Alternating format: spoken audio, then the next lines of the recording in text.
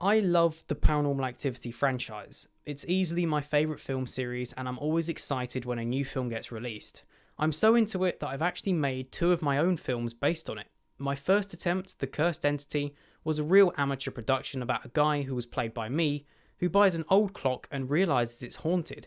The film is only about 20 minutes long, as I had all these ideas but no actual story. The real reason I made it was because I was experimenting with different camera stuff and effects at the time, and I just wanted to put something together quickly for YouTube. My second attempt was The Resurgence, which, as you may have seen, has done very well. As I record this video, it's on 130,000 views. This time I fully wrote the story before even touching the camera. This turned out a lot better as it was fully planned throughout, and I got a couple of actors in to join me. It helps that the film was actually film length as well. The reason I'm even bringing this up is because I'm constantly coming up with new ideas for this franchise, and I wanted to shed some light on this idea I've had for a while, an idea for a film which I wouldn't be able to produce myself. I guess you could say this is sort of a pitch to Paramount for a new film, and if anyone from Paramount is watching this, firstly, thanks for taking your time to watch, and I would really appreciate and just love an opportunity to work on an official Paranormal Activity film one day. So, to set the scene, let's go back to the end of Paranormal Activity 3. Both Julie and Dennis have been killed, and the house the film is set in isn't seen again until 1992 in Paranormal Activity The Ghost Dimension, where it's said to have burned down shortly afterwards. What happens between 1988 and 1992 in the Paranormal Activity universe is a mystery, a period of time I've been fascinated with since 2015, when The Ghost Dimension was released. We know Dennis's assistant Randy leaves shortly before Dennis's death and isn't seen on camera again. This is the first point of interest for this idea.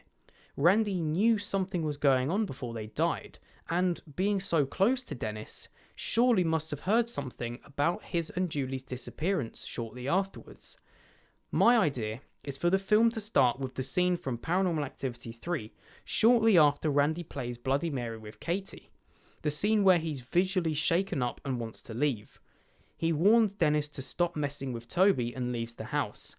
When the viewer thinks the next scene from Paranormal Activity 3 will play, the camera instead cuts forward to Randy sitting in his car, filming on one of his own cameras. To me, this makes sense, as he's obviously into the same filmmaking hobby as Dennis, so would most likely have at least some of his own equipment. The reason he's filming is in case something happens to him. It's like an admission to say he messed with a demon and he shouldn't have. He knows what he's done with the Bloody Mary game, but is unaware it's only after the family and not him. He shows the scratch Toby gave him to the camera as it cuts to black. And that's the first scene. The idea for the rest of the film is for Randy to investigate Dennis and Julie's disappearance over the 4 years. The film ending with the house burning down in 1992. While I haven't written a full script or anything, I just wanted to bring it to light. There is so much potential here. We could see Grandma Lois and her coven slowly cover up their murders throughout the film, watching as the police gradually give up the search. We could see Randy breaking into the family's home to try and recover Dennis's VHS tapes to give to the police as evidence. But when he gets there, all of Dennis's equipment is gone. It's also an opportunity to expand on the storyline of Paranormal Activity, The Ghost Dimension. We could see more of the Witch's Coven and Grandma Lois as they perform the ritual that gives Toby a human body in Paranormal Activity 6, and what causes the house to burn down. An interesting idea I have is for Randy to be aware of the planned ritual, and to be hiding in the house at the same time as Emily arrives from 2013 through the portal. We never see Toby's human body actually leave the house after the ritual, so it could be that Randy is the person who starts the fire in an attempt to kill Toby in his new form. If it did go this way, we could potentially see Toby's demonic presence leave the body as it burns, reverting him to his previous form. This would make a lot of sense. Think about it. Even if he was capable of time travel, if he had a human form in 1992, why wouldn't he simply help himself out by using it several years later to break into the houses in Paranormal Activity 2 and 6 to steal Hunter and Leela for his own ritual? The answer could be that Randy destroyed the body in 1992 immediately after he gained it, causing him to lose his demonic strength. In Paranormal Activity 3, he was seriously powerful, being able to launch everything in the kitchen up to the ceiling and drop it again. If his human body was destroyed and demonic form weakened, this would explain why he reverts to having much less power by the time of Paranormal Activity 1 and 2, resorting to using a possessed Katie to steal Hunter instead. Now I understand that was a lot of information, but I hope you can see where I'm going. So what I'll do is I'll break it down briefly with a little bit more structure. September 1988. Randy leaves Dennis and records a tape of himself in case he goes missing. January 1989. Dennis and Julie are declared missing, which Randy is made aware of. September 1990. The police give up the search for Julie and Dennis. Randy decides to investigate the disappearance of Dennis and Julie after seeing what he believes to be Katie and Christy outside the original house. Whenever he goes to the house, he is greeted by members of the coven pretending to own it, who plead ignorance to Katie and Christy's being there. Randy breaks into the house when no one is in and searches for Dennis's VHS tapes. All of his equipment is gone. September 1992.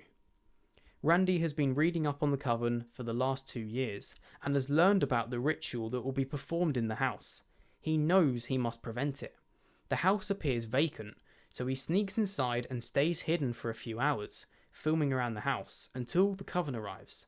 He watches in horror as Katie and Christy walk in with them, still living there as he suspected 2 years earlier. The ritual takes place, giving Toby his human form. Randy then sets the house on fire and quickly exits, taking a now non-possessed Katie and Christy with him. The fire kills Toby's human form and weakens him. The film ends with an unexpected moment. Grandma Lois appears and Randy is unaware of her connection to the coven. He gives Katie and Christy over to her to look after. And with that, the camera fades to black. So, that's my kind of brief idea. Apologies if I sound a bit like a robot. I've got it all written up on my screen at the moment, and I honestly didn't expect it to be that much, with that much information. That is just quite a lot.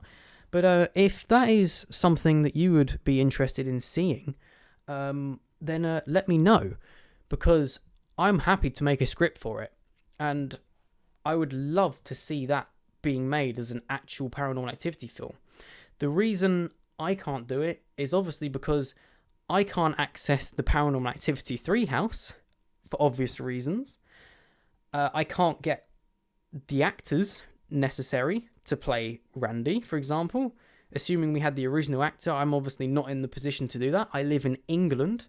I also don't have the money to pay an actor, and also the budget to basically stage a house fire as well. So, yeah, it would take the budget needed for a normal Paranormal Activity film to be able to pull it off, and the resources required. But I actually think it would be quite an engaging film and quite an interesting one for the storyline. It would certainly fill in a massive gap and would explain a lot of things. What I have here is only scratching the surface of what the film could achieve. And again, this is only one film in one period of time. There are so many opportunities here to make interesting films that add information to the existing storyline. So to my viewers, thank you very much for watching this video. And to Paramount, if you're watching this, this is my idea. This is my submission. I would really, really appreciate it if I could get feedback on it. Of course, what you think about it would be interesting as well. Just whether it would be completely out of the question or whether it's something that, you know, could be done. That would be really, really exciting to know. Even if it couldn't be done, if I just knew that you were aware that I'd come up with this idea, that would just be absolutely amazing. I'd really, really appreciate that. So yeah. And yeah, of course, any inquiries, please do pop them in my inquiries email address, which is adamwilliamsenquiries@gmail.com. So, thank you everyone very much for watching my video proposal of Paranormal Activity 1992.